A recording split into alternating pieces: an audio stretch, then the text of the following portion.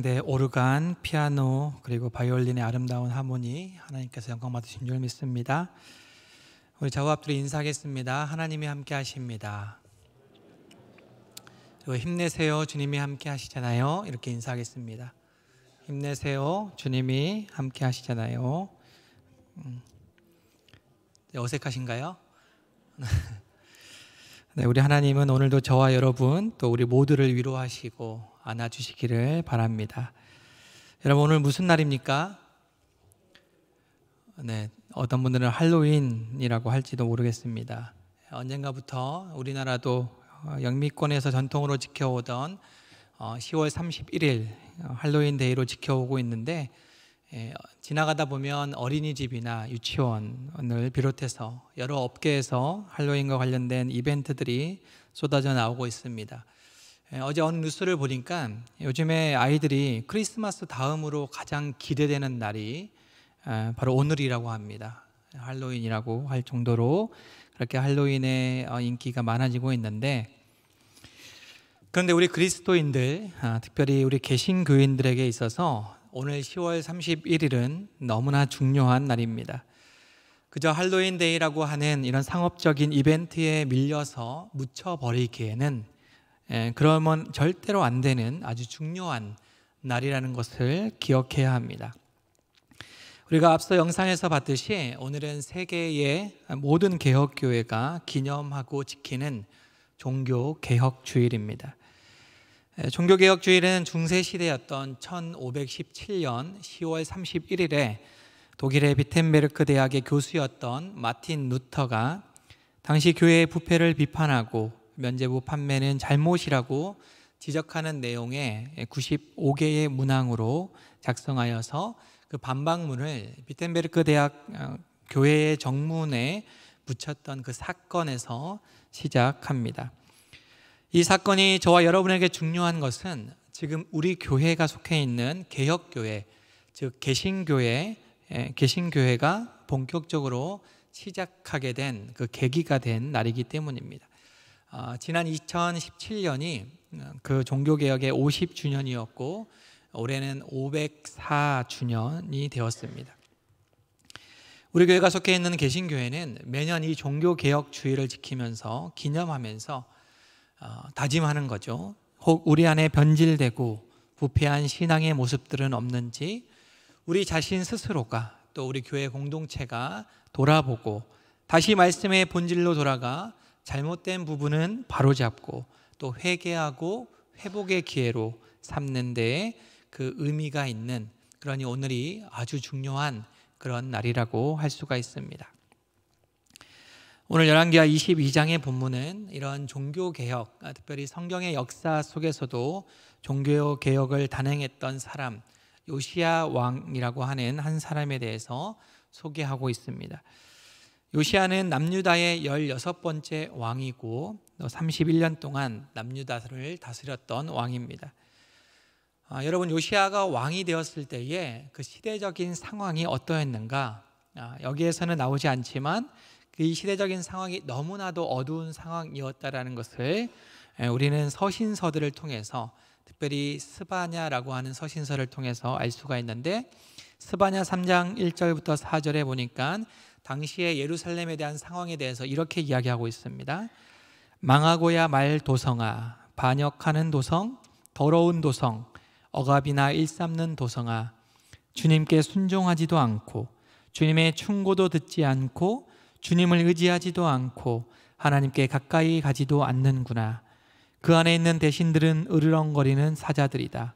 재판관들은 이튿날 아침까지 남기지 않고 먹어치우는 저녁 이리 때다. 예언자들은 거만하며 믿을 수 없는 자들이고 제사장들은 성소나 더럽히며 율법을 범하는 자들이다. 이렇게 당시의 상황을 이야기하고 있습니다. 요시야 시대에 왕실에 있는 대신들 뿐만 아니라 종교 지도자들까지 부패하였습니다. 그러니 당연하게 백성들까지도 하나님께 순종하지 않습니다. 아무도 하나님의 말씀을 듣지 않고 하나님께 가까이 가려고 하지 않습니다. 하나님의 성전은 더럽혀졌고 온갖 우상으로 뒤덮여 있으며 특별히 하나님의 말씀 율법이 해이해지고 또 공의가 시행되지 못하고 왜곡되어 있는 그런 상황입니다. 그런데 이런 상황 속에서 오늘 요시야가 왕으로 등극합니다. 그런데 이런 상황 가운데 왕으로 등극한 요시야인데 조금 이상한 것은 2절의 말씀에 보니까 그런 상황 속에서 요시야를 이렇게 평가하고 있다는 거예요. 요시야 전체의 삶을 종합적으로 평가하고 있습니다. 요시야가 여호와 보시기에 정직히 행하여 그의 조상 다윗의 길로 행하고 좌우로 치우치지 아니하였더라 라고 평가합니다. 너무나 암울했던 시대, 너무나 부패하고 불의가 가득했던 그 시대의 왕인데 그 왕이 이런 평가를 받았다라는 거죠. 이 평가는 남유다 북이스라엘의 전체 왕 39명의 왕 중에서 가장 극찬을 받은 그런 평가라고 할 수 있습니다. 요시야는 정직하게 행했던 사람입니다. 그런데 자기 소견에 옳은 대로 자기 신념에 따라 옳다고 생각하는 대로가 아닌 주님께서 보시기에 정직히 행하였던, 주님께서 보시기에 올바른 일을 행하였던 사람이 바로 오늘 요시야 왕입니다. 요시야는 8살 아주 어린 나이에 왕이 되었습니다. 지금으로 말하면 초등학교 1학년 그 나이에 왕이 되었습니다.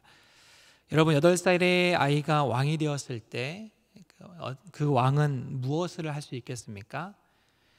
어린 나이에 왕이 되어서 아마도 자기 생각대로 나라를 다스리는 것은 어려웠을 겁니다. 그는 주위 어른 신하들의 의견으로 나라를 다스렸을 거예요. 그때는 요시야는 하나님에 대해서 잘 알지 못했습니다. 그저 어른들이 시키는 대로 이렇게 하는 것이 잘 하는 건가 보다라고 생각을 했습니다. 무엇보다 요시야의 아버지였던 아몬과 할아버지였던 므낫세의 영향을 받은 이 두 사람은 유다 역사 속에서 가장 악한 왕이라고 평가를 받았던, 특별히 하나님 앞에서 악한 왕이라고 평가를 받은 사람들인데 그런 왕들을 섬겼던 신하들이 주변에 이루고 있으니까 요시야가 어렸을 때부터 하나님을 찾는 것은 어려워 보입니다. 그런데 역대하를 보니까 요시야가 16살이 되던 때에 비로소 하나님을 찾기 시작했다라고 얘기합니다. 어떤 계기가 있었는지는 나오지 않지만 요시야는 16살이 되던 해에, 즉 우리로 말하면 중고등학교 정도 나이가 됐을 때에 본격적으로 비로소 하나님을 찾았다라는 거예요. 보통 요즘에는 중고등학교 때 수련회, 요즘에는 수련회를 못 가지만 수련회에 참석하면서 하나님을 만나고 하나님을 고백하고 체험하고 그래서 신앙을 가지신 분들이 많이 있지 않습니까? 그런데 요시야는 그런 수련회도 없어요. 그런데 어떤 그런 악한 상황 가운데 그렇게 하나님을 찾게 되었는지, 보이지 않는 하나님의 은혜이고 하나님의 섭리라고 할 수 있습니다.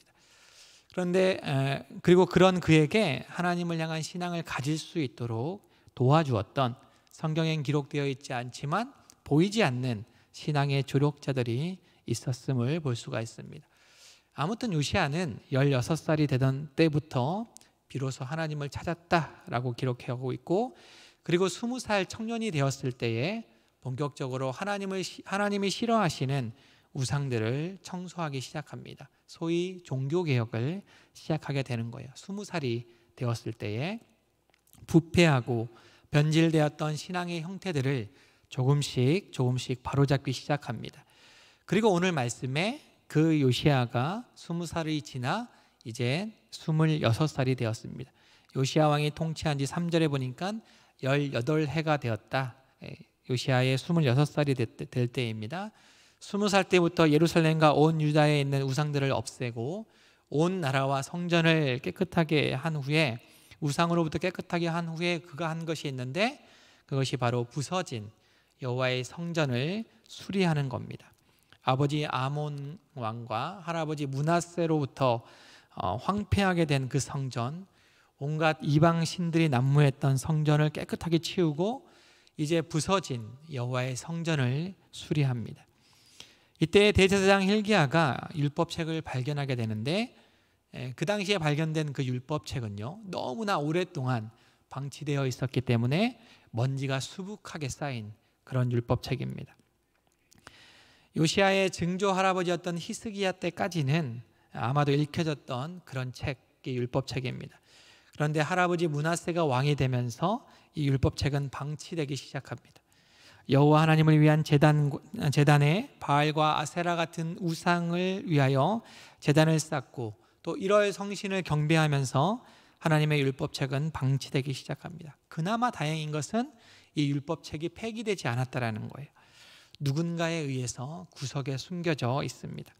시간이 지나면서 그 율법책은 사람들의 기억에서 잊혀져 가게 되었고 아무도 알지 못합니다. 그저 소복히 먼지가 쌓여있는 상태로 요시야까지 내려오게 된 겁니다. 그런데 그 요시야가 성전을 수리하면서 숨겨져 있던 그 율법책이 발견됩니다. 요시야는 그 율법책을 말씀을 듣고서 그 자리에서 바로 회개하는 모습을 보여주는데 바로 그의 옷을 찢습니다. 세 번역에 보니까 애통하면서 그의 옷을 찢었다라고 되어 있습니다. 그리고 당장 제사장과 서기관과 일부 중요한 신하들을 보내어서 이 율법책이 무슨 말을 의미하는 건지 여호와께 물으라라고 명령합니다. 그래서 13절에 보니까요, 너희는 가서 나와 백성과 온 유다를 위하여 이 발견한 책의 말씀에 대하여 여호와께 물으라. 우리 조상들이 이 책의 말씀을 듣지 아니하며 이 책에 우리를 위하여 기록된 모든 것을 행하지 아니하였으므로 여호와께서 우리에게 내리신 진노가 크도다 라고 말씀합니다. 요시야는 율법책 앞에서 율법책을 읽으면서 곧바로 회개하기 시작합니다. 어느 누구보다 자기 자신부터 회개하기 시작해요. 그래서 나를 위해서 그리고 나서 백성과 온 유다를 위해서 이 발견한 책의 말씀에 대하여 여호와께 물으라라고 명령합니다. 여러분, 개혁이라고 하는 것, 진정한 개혁이라고 하는 것은요, 다른 사람에게서 오는 게 아닙니다. 나로부터 시작되는 거예요. 요시야는 누구보다 자기 자신부터 살펴보았던 왕입니다. 하나님의 말씀이 나에게, 내 자신에게 어떻게 다가오는지 궁금했던 사람이 바로 요시야입니다. 그리고 나서 그 범위를 조금씩 넓혀가게 된 것입니다. 사람들은 자기 자신은 잘하고 있다고 생각을 합니다. 그러니 다른 사람, 상대방, 그 사람들이 변해야 한다라고 생각을 해요. 우리 공동체, 내가 속해 있는 진영은 잘하고 있으니 상대방이, 다른 사람들이 바뀌어야 된다라고 생각합니다. 그런데 요시야는 그렇게 생각하지 않았어요. 먼저 자신의 옷을 찢습니다. 먼저 자신이 애통합니다. 그리고 발견된 이 율법책이 자신에게 어떤 의미가 있는지 궁금했습니다. 그리고 결국 선지자 훌다를 통해서 이런 말씀들이 어떤 말씀인지에 대해서 들었습니다. 그 진노가 얼마나 큰지에 대해서 들었다라는 거예요. 그렇게 하나님의 말씀을 들은 요시야는 그 하나님의 말씀 앞에서 온 유다 백성들을 모이게 합니다. 남녀노소를 막론하고 다 함께 하나님의 말씀 앞에 모이게 합니다. 그리고 그들에게 선포하는 게 열왕기하 23장 3절입니다. 왕이 단위에 서서 여호와 앞에서 언약을 세우되 마음을 다하고 뜻을 다하여 여호와께 순종하고 그의 계명과 법도와 율례를 지켜 이 책에 기록된 이 언약의 말씀을 이루게 하리라 하매 백성이 다 그 언약을 따르기로 하니라. 요시야는 자기 자신뿐만 아니라 모든 백성들까지도 다시 여호와 하나님 말씀 앞에 순종하고 그 율법을 지키기로 언약을 세웁니다. 그리고 본격적으로 지금까지 해왔던 종교개혁을 더 구체적으로, 더 세심하게 종교개혁을 단행하기 시작합니다. 그리고 이스라엘 백성의 정체성을 회복하는 이스라엘 백성의 첫 출발의 그 절기인 유월절을 다시 지키도록 명령합니다. 다시 본질로, 다시 하나님께로 돌아가게 하는 그런 개혁을 단행했다라는 겁니다. 이렇게 종교개혁을 마친 이 요시야를 향해서 열왕기하 23장 25절에서는 이렇게 평가하고 있습니다.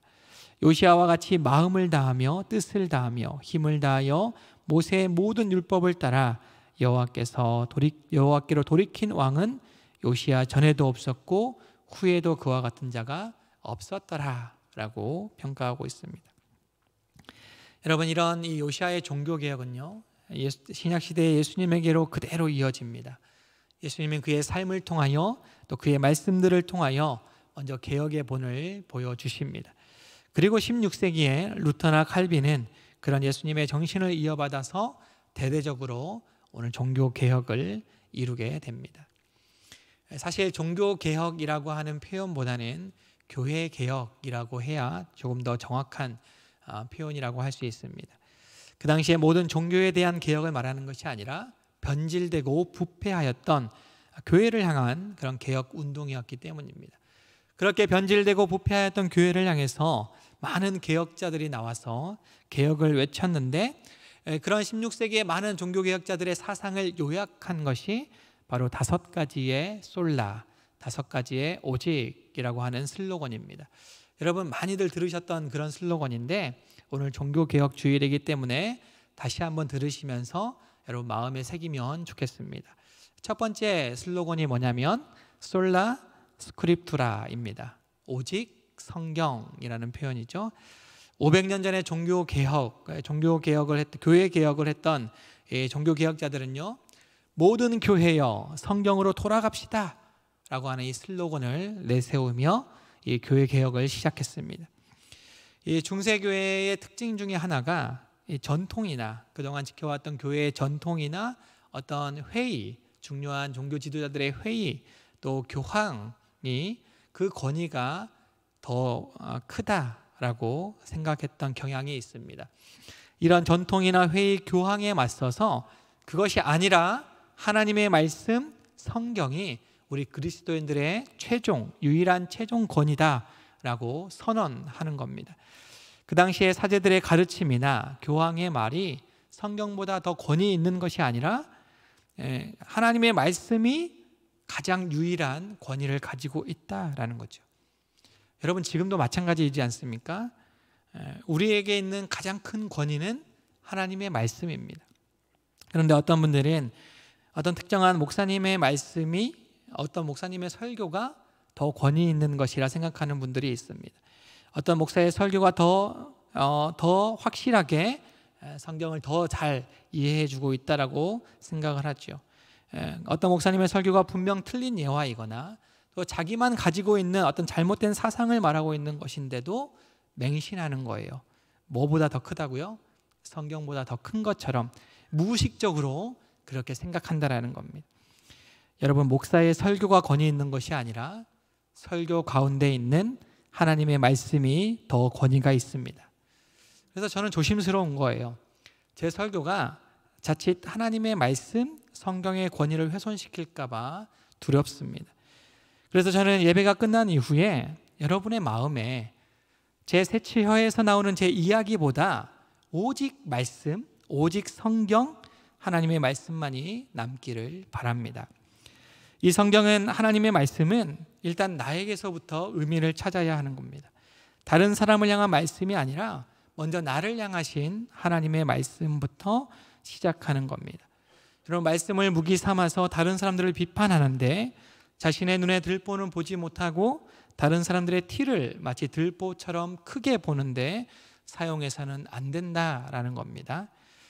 여러분, 여러분의 성경책 혹시 먼지가 수북히 쌓여 있으십니까? 혹시 큐티책도 혹시 먼지가 수북히 쌓여 있습니까?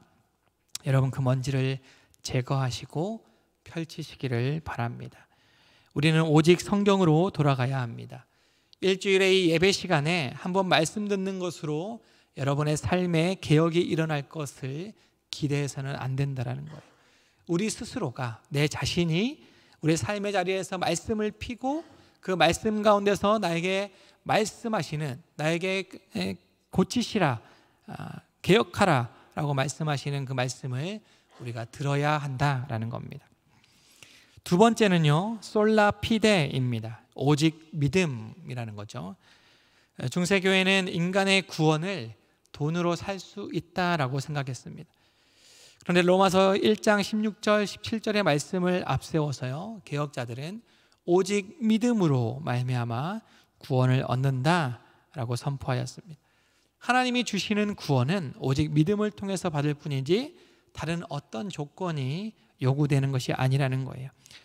여러분, 교회에 열심히 헌금을 하고 직분을 가지고 봉사를 열심히 해서 구원을 얻는 것이 아닙니다. 여러분의 이름이 교회 교적에 있다고 해서 구원을 받는 것이 아니라는 거예요.